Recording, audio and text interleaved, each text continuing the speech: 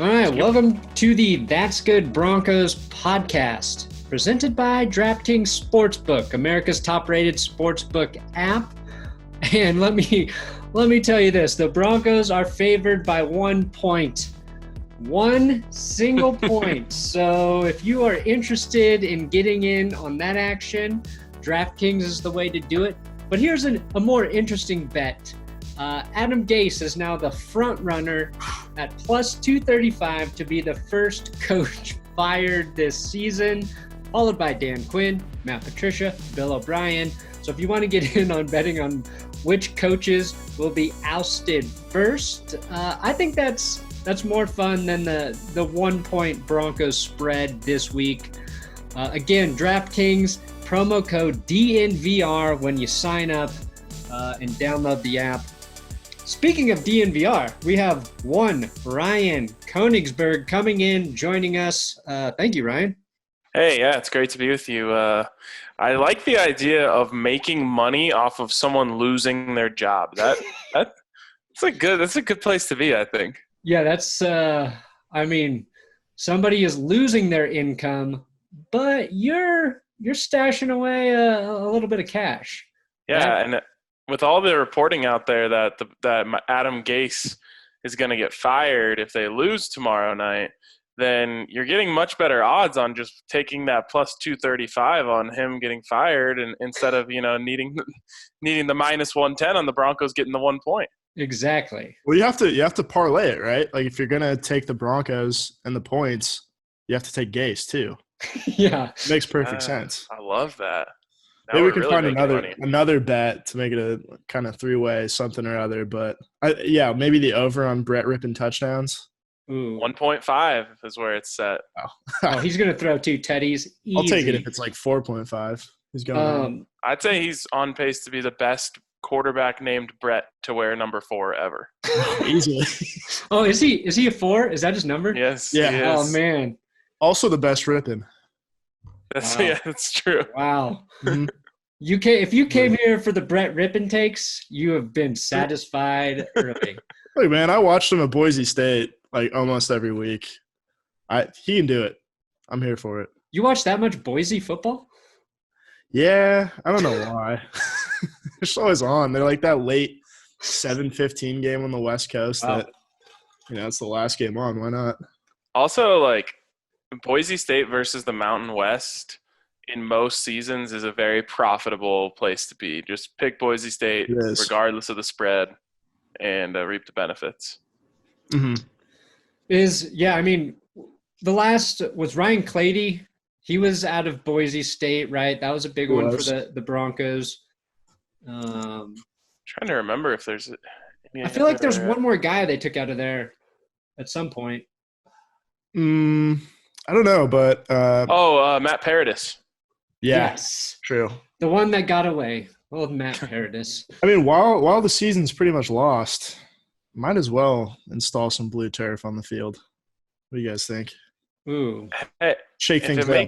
If it makes Brett feel more comfortable, I say do it. Brett has demanded our field be blue, and since we're running out of ideas, since we are working out guys like Sly Williams and Darius Kilgo again, we're going to go with the blue field. No questions asked. Jesus Christ. One thing I wanted to talk about is, a fun thing to do is criticize John Elway. No matter what happens with the Broncos, it's always like his fault. Like guys getting hurt. Maybe Elway's greatest move was not seriously considering Adam Gase for a head coach. I like it. Unless if Gase beats him Thursday, it'll be fair to criticize John Elway for not hiring Adam Gase, though. I mean, this is Gase's Super Bowl every year, right? Basically. The Dolphins' best game in 2017 was against Denver. He tried to pile on with that onside kick. I think he lost the first 3 games so badly because he spent the whole offseason game planning for Week 4. Wow, I love that take. That's the best Adam Gase defense I've ever heard.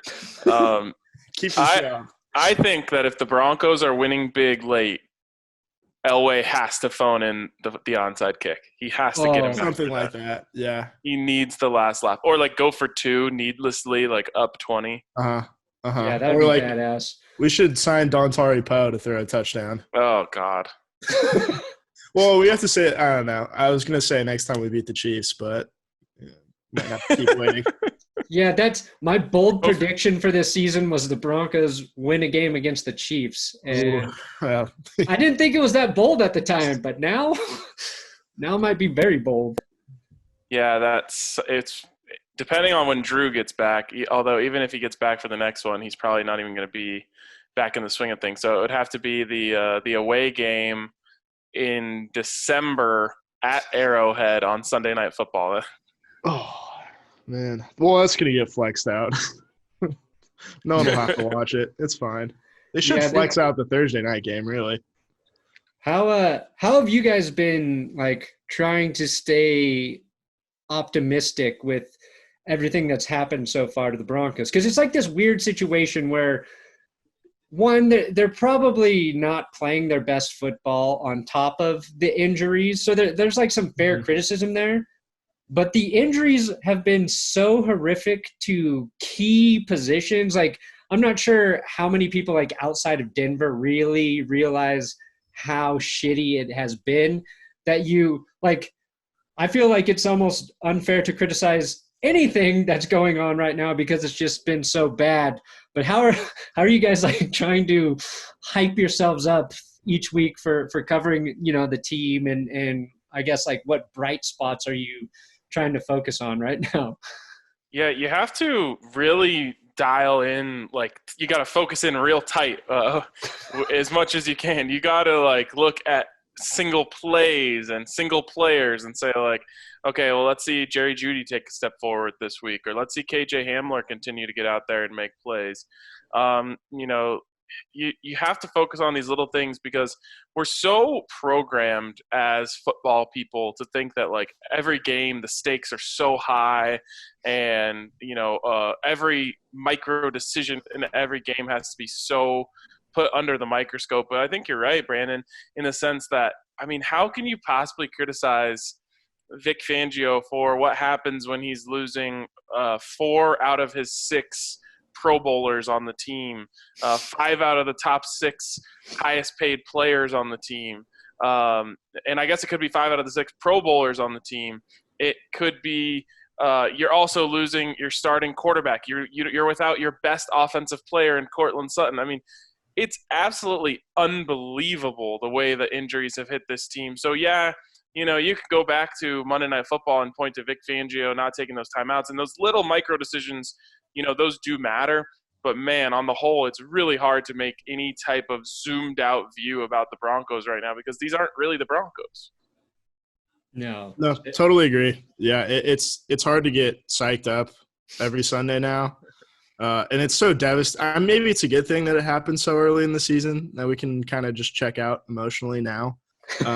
But on another hand, it's just it's soul crushing to the nth degree. But my solution has been to bring another TV into the living room and set up Red Zone right next to it, and just kind of wander back and forth.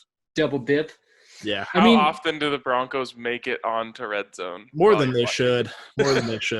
Yeah. And right now it's because the opposing team is in the red zone, right? Yeah, pretty much. Cut over to Tom Brady in the red zone for the 57th time. Yeah. Tom Brady starts this drive at the opponent's 3-yard line. So, and then, like, here's what is even shittier. Okay, so the Broncos play Thursday. They've got this short week. And Jerry Atauchu's out now. So your backup edge rusher filling in an area where you've had a tough time getting consistent sort of production this season. Will and I have talked about how we think, like, you know, Bradley Chubb's just trying to come back from that knee injury. It's going to take a while for him to feel like himself out there.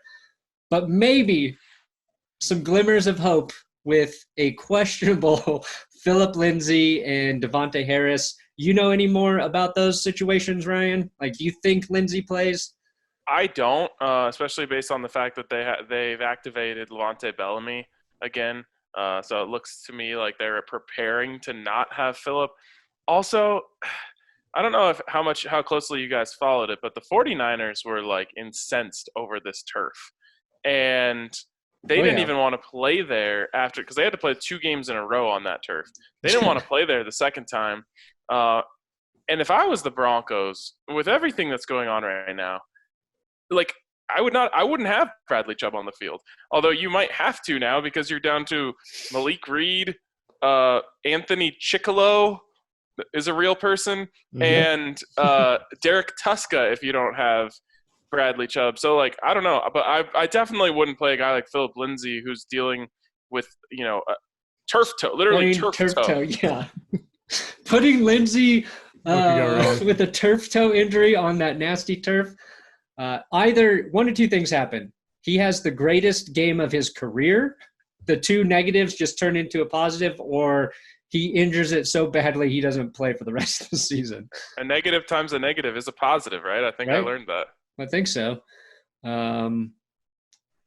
Okay, yeah. So the Broncos did sign Timmy Jernigan today.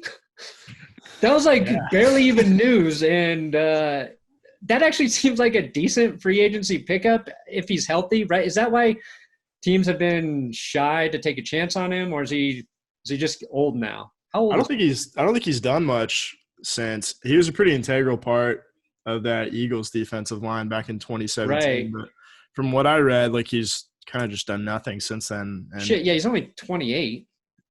Yeah, so I mean, with these free agents, okay, well, there's a reason that they're on the street. So if it's injury related, then maybe he's healthy now. But I think some of it has to do with performance. But I like the idea of having a guy named Timmy on the team. Yeah, he has played very little since 2017. Yeah, they're grasping at straws at this point.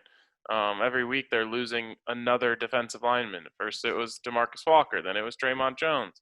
Now it's Jarrell Casey. The fact, you're kind of having to – your options are undrafted guys from this year basically, or practice squad guys from other teams, and old guys who were good at another point. So their hands are kind of tied. I like the signing of Timmy Jernigan, but I mean, I don't know. It's like throwing a drop in a barrel. It's like, okay, well, yeah, that's like a decent move in any other situation, but now you're just trying to patch up holes, and you're not going to end up getting great players out of this. No, it's like it's just a defeated situation for the team, for fans, but they got the Jets.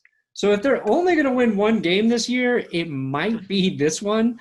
I think maybe we see something a little bit similar to last season where even with the injuries, this team sort of finds some sort of rhythm or identity later in the season and win a couple games that we're surprised to see them win, and at least makes us feel good for 2021. Again, a lot of people already talking about 2021 free agents they should target, 2021 draft targets. If you're talking about that in September, ooh, that sucks. Also, giving up on Drew Lock seems like a weird thing to be doing right now, too, with an injury. But I'm going to ask you one of those very sort of clickbaity questions, all right? And it came because Will wrote this thing about Dak Prescott. So let's say Drew Lock comes back and the Broncos still lose all their games. And it's just because he played bad. So the Broncos are like, okay, we're going to move on from him. So just he's not the guy. Do you want Trevor Lawrence if they have the first pick, or if the Cowboys move on from Dak Prescott, would you rather have Dak? So in this situation, are you like – so I'm saying the Broncos could have either one. Which guy do you take? Right. The other thing you have to you can't just view this in a vacuum, because I think if you just view it that way, you easily take Trevor Lawrence. I do a lot of vacuum viewing here. But what I will say is if you you sign Dak Prescott in free agency and then trade away the number 1 overall pick to another team and then end up getting like 3 additional first-round picks this year, next year, and the year after, then I think you have a case to be made there. That being said, I'm still taking Trevor Lawrence. Wow. And you trade away Drew Lock for some sort of – well, I guess he looked really bad. So you're probably not going to get much for him in my weird situation here. Yeah, I think you still get a ton for Drew Lock. Maybe not relative to what you get for trading Trevor Lawrence's rights, essentially. Who do you take, Will? Oh, definitely taking Trevor Lawrence. Wow, interesting. A higher ceiling, obviously, than Dak. You don't know what could happen on the low end, but then he's cost control for 4 years plus a what do they call it, fifth-year option. That'd be pretty nice right now. Dak didn't have the fifth-year option, and they're stuck in this negotiation rut right now. And it doesn't look like it's going to turn out well. Unfortunately for the Trevor Lawrence talk, like right now it feels so bad for the Broncos, but it's easy to forget that like Phillip Lindsay, AJ Boye, and Drew Lock's injuries are all temporary. If they were all out for the season, I would say like let's start the campaign now. Tank for Trevor. What's the point? But all three of those guys could be back at any point, and those guys make a huge difference for this team. I mean, Locke on his own, but getting Phillip Lindsay, he's kind of the heart and soul of this team. And you saw them come out energy-less last week, which I thought was completely unacceptable. That doesn't happen if Phillip Lindsay's out there. And then AJ Boye, gives this team a legitimate cover corner to put on number one wide receiver. So it's going to make a big difference for them. And I think Drew Lock will actually have plenty of opportunities to play the Broncos out of a position where they can draft his replacement. All you got to do is win like 4 games, and you aren't getting Trevor Lawrence or Justin Fields or probably even Trey Lance at where they're going to end up with that many wins. So I think they probably win about half of their games with Drew Lock starting as the quarterback and those other guys back on the field. It really just turns into like a big developmental season for all of your young guys during like what is already considered sort of a weird season anyway. And we're starting to see that with, what's happening with the Titans and Steelers this week with the whole, postponement of the game because of COVID and that sort of thing. Assuming the Broncos have, say, a top 5 pick, Ryan, and they're not taking quarterback, what position do you want to see them target? Yeah, I mean, if they have a chance to get Penei Sewell, that's just an instant pick. You don't even think twice about it. It'll be interesting to see where he goes because your hope, if you're the Broncos, let's say you're picking at number 5, is that 2 really QB needy teams are in the first 2 picks. Right. And so there goes Lawrence and there goes Fields. And then it's pretty much guaranteed that the next pick would be Sewell. So now you're hoping that whoever is there at number 3 doesn't need a left tackle or a right tackle for that matter. And you're able to trade up with them, or you're able to put together a deal that allows that is just too good for them. You go up and you get Sewell. I think if you were able to fortify your offensive line, you would do a lot of favors for Drew Lock. Obviously you got him the weapons. Now you get him the line. You feel a lot better about the way things are going. Yeah, it's got to be tackle for me. I mean, I think you just cut your losses on Juwan James between the injury last year and then opting out this year. I think it's time to, and then who knows, even if he comes back after 2 years of essentially not playing, how good he's going to be. Still probably better than Elijah Wilkinson, but I think it's time to move on from him. And then, either trade the pick or if Sewell's there, go for it. I mean, if a name like Penei Sewell, it's just so much content for us. Can't pass it up. Who I'm not trading is my sponsorship with Draftkings Sportsbook, America's top-rated sportsbook app. Is that a good segue, Ryan, for a mid-roll read? That's fantastic. You don't have to lie to him. Don't lie to him. That was mediocre at best. I'm really working, working into finding my own rhythm here. But again, use code DNVR when you download the DraftKings Sportsbook. Now with week 3 of football in the books, we are ready, sort of, for the Broncos to kick off week 4. And there's no better place to get in on all the action than with DraftKings Sportsbook. To add to the excitement of week 4, DraftKings is bringing back their can't-miss offer. What is that can't-miss offer? All you have to do is bet $1 on a winning team, and that turns into how many dollars, Will? I'm going to say 100. How many dollars, Ryan? $100. Dang right, it is $100. You can turn $1 into $100. And if you're not a big football guy, which you're listening to That's Good Broncos podcast, you're probably a pretty big football guy. But if you're not, you can get in on NBA basketball betting. DraftKings is giving all of you basketball fans a 200% profit boost. Now, I'm no businessman, but 200% profit sounds better than 100% profit, better than 150% profit, even better than 190% profit. So again, download the top-rated DraftKings Sportsbook app now, code DNVR when you sign up for their can't-miss offers. Pick any team week 4, bet $1, turn that dollar into $100 with the code DNVR.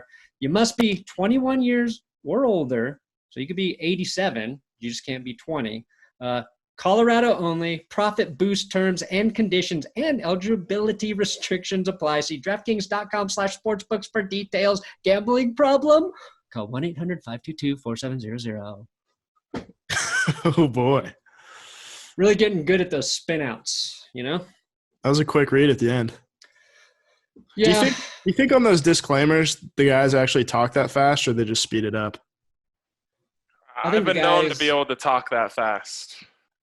I think those are professional VO guys, and they can do it. Man. Okay, Brett Rypien. He's going to be better than Driskel, I think. He looked good in one drive, right? Looked like he was getting rid of the ball quickly. Looked like he was identifying some defenses that were in front of him. And I think that's kind of what it looked like Driskel was struggling with pre-snap, figuring out what was going on, which compounds when you can't really trust maybe one tackle on the line. And I'm not going to say any names because we all know. But what are your hopes for Brett Grip It and Rip It in this game, Ryan? Yeah, I mean, you touched on it. It's almost not as if like Driskel was struggling to identify the defenses. It's like he wasn't even trying to identify the defenses. It was just like, okay, you call the play, I'll run the play. And that's you cannot do that in the NFL. It just doesn't work that way.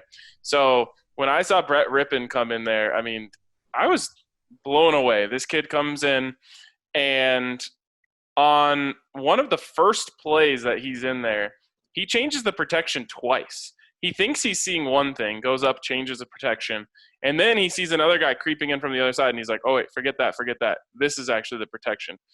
And for, an undrafted second-year player playing in his first action to not freeze in the headlights and do the same thing that Driskel was doing, which is just like, oh, okay, I know this play. I can run this play. I was really impressed by that. And to me, that's the number one reason why they had to make this decision this week. He knows what he's doing out there. He knows what he's seeing. And I talked to a couple sources who are pretty close to Brett Rypien, and they could not stop raving about his ability between the ears. He does not have a huge arm. He's not going to throw, 50-yard passes off his back foot like Drew Lock might be capable of. But he is very, very capable of getting the team into a better situation by calling an audible, by changing the protection. And at this point, that's about all you can ask for from the Broncos offense. Was the source his dad, Ryan? It was not his dad. What about his uncle? It was not his uncle either. I wish it was his uncle. I bet he would have some good insight. Yeah, I mean, I think what I saw, Driskel just he looked shell-shocked at a certain point, and I don't really blame him because, the two worst guys on that offensive line on Sunday were Cushenberry at center and then obviously Wilkinson at right tackle. And what happens when your center and your right tackle are basically swinging gates? It forces a quarterback, for a right-handed quarterback, to have to drift to their left. It's not really where you want to go, or you have to try to escape to the right, which he couldn't do against Shaq Barrett. So, yeah, I like that Rypien has a lot of poise, it seemed like. I know that they're playing pretty soft coverage and let them move down the field with relative ease. But, yeah, he made the short throws that you have to make. And you saw Driskel a few times trying to check the ball down to Melvin Gordon, putting the ball on the wrong shoulder, just waiting too long. And it seemed like Rypien had those timing throws down. Plus, I know it's the first year of a different offensive coordinator, but he's just got more familiarity with the players. So I like it. Yeah, I mean, at least it'll be something different to watch. And then maybe it's, 2 weeks of Rypien, and then we get Drew Lock back, and it's something different to watch again. And that's basically how I'm judging Broncos football right now, is like, what's the new thing we can look at to maybe give me hope this week? But with the Jets, right, looking at them sort of statistically against the Broncos, I'm just going to go through some of these things and then get your guys' final thoughts and predictions. And we will end this podcast after that. All right, Jets defense right now, 6th worst in terms of points allowed at 31.3 points per game. Offense, dead last in scoring at 12.3 points per game. And the defense, just 6 sacks this season, which is better than the Broncos defense at 4 sacks. Broncos defense, respectable, 12th best, 23.3 points per game.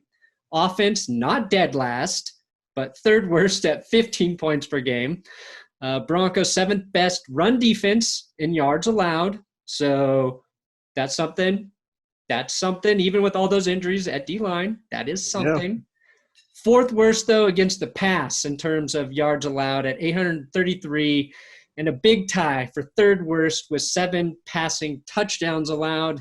That's kind of a skewed stat because Tom Brady was throwing 2-yard touchdowns, and he did it like 3 times last week, so whatever. But here's the real killer, guys. Punts. Denver and Jets, 4th and 5th worst net punting yards at 37.4 and 37.5 net yards. Wait, does that count Sam Martin just dropping the ball in the end zone? No, but it does count the block. Great. Sam Martin will cursed after his strong week 1 debut, so we can't really blame Sam. Will just really put an X on him. The only thing Sam Darnold is notably better at doing right now than Broncos quarterbacks is taking less sacks. So just 6 sacks for Darnold on the season. The Broncos, of course, have given up 13. Those are some numbers because I was not going to go through and watch Jets football to prepare some sort of evaluation. But I knew these teams are going to be similar in some areas. Will, what's your prediction for Thursday night? It's kind of funny when you put 2 really bad teams on the field together, you're expecting an awful product. And it'll probably be a sloppy game, but sometimes and more often than not, it ends up being a close game. So I think it'll be fun. Yeah, I think it'll be bizarrely fun to watch. It'll be entertaining to keep up on Twitter too. I'm thinking 2017 Broncos, Brandon McManus at the end. Ooh, nice. That's my call. It's funny that you mentioned Brandon McManus at the end because I just got done doing my prediction for our roundtable, and I'll share that now. I have less points than you happening, significantly less points. I've got this as 13-10 for the Broncos on a McManus field goal at the end. And to me, it comes down to the fact that everyone in New York is saying that the team is quitting on Gase, and a lot of the reporting out of there is that they're sick of him. He's not liked, and you combine that with the fact that they're saying he's going to get fired if he loses. I just don't know if the Jets are going to have like the ability to grit their teeth at the end of the game and say like, let's pull one out here. I think the Broncos still feel like, hey, we can get ourselves back into this thing if we just get a couple wins and figure out a way before Drew comes back, whether that's right or wrong. So I think when push comes to shove, the Broncos make a few more plays late to win the football game. Yeah, I'm gonna remain hopeful that we actually see some Broncos offensive scoring this week because the Jets defense is allowing a lot, but also like sometimes when a new quarterback comes in and they just play well that first week. It seems like that happens, and then it's week 2 when teams have a little bit of a game plan against them is when they struggle. I think Brandon Allen looked good last year in his first start for the Broncos. I'm banking on Brett Rypien to work with these young, talented receivers. Both Hamler and Judy have kind of flashed at times during games, but I think one of those guys has just like a sort of breakout game. They keep Noah Fant involved for the whole game, and I'm gonna say the Broncos score 28 points. Oh my god, 28 points, which is less than what the Jets average. I have picked them to score like 28 to 30 points every week. So why the fuck would I stop now? Not going to. And they hold the Jets to, 14. Okay. And one of those is a special teams touchdown that the Broncos give up, because that's been their other problem, is tackling guys on special teams. Yeah, wait. So do the Jets just score 7 safeties? Ooh. Is that how we get to 14? Sure. It feels more likely than the Jets like actually getting into the end zone themselves. Broncos have given up 2 safeties this season, so. Yeah.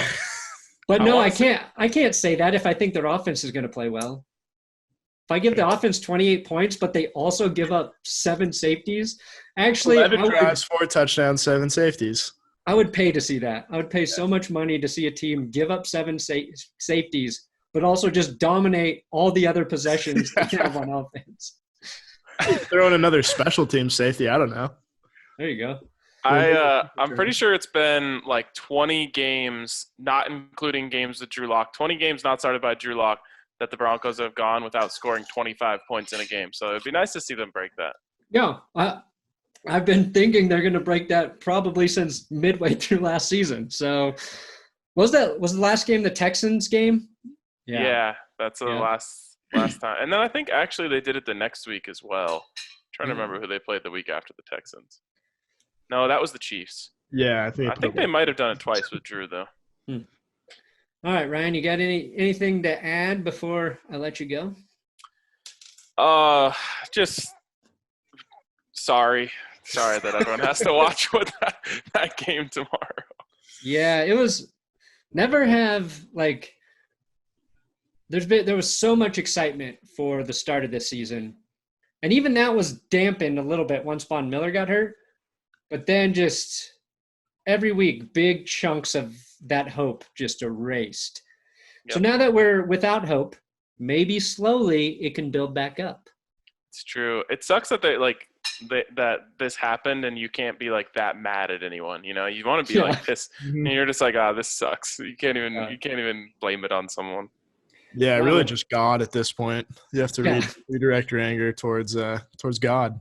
God of the gridiron. Football gods have been not kind to Denver. Meanwhile, Tom Brady is 43, looking spry and healthy,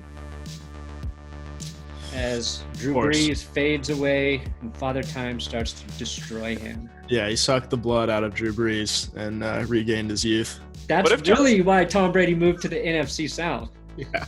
What if John Elway sold his soul and said, if you give us Peyton Manning for 4 years, we'll suck for 5 after? Oh, I'd take that bet. I mean, if we know that it's only 5 years, I think I'm okay with that. Yeah. Yeah. Is this all coming back next year? Sure. Did he say 5 or 50? John was like, give me one more GM contract, and then I'm getting the hell out of here. Oh, man. He's a businessman. All right, Ryan. Well, thanks for joining us. Of course, check out the DNVR Broncos podcast, all of the DNVR podcasts, which my podcast is now in that mix as well. Is there anything else we should plug? Come to the DNVR bar to watch Thursday Night Football. If you're looking for a place to go, it's first come, first serve, I believe. No one told me no. First come, first serve for the game. Yeah, first come, first serve. So come hang out. You know, Thursday is the new Friday. So get drunk and watch what could be the game of the century. Yeah, you're gonna have to get really drunk for this one. That's a a win-win for the DNVR bar? A lose-win? It's a win-win or a lose-win, but still a win-win somehow. There's a win involved somewhere. They're definitely walking away with some sort of win at that bar. I like it. All right. Well, that's the end of our podcast. Good night. Do it. And good luck.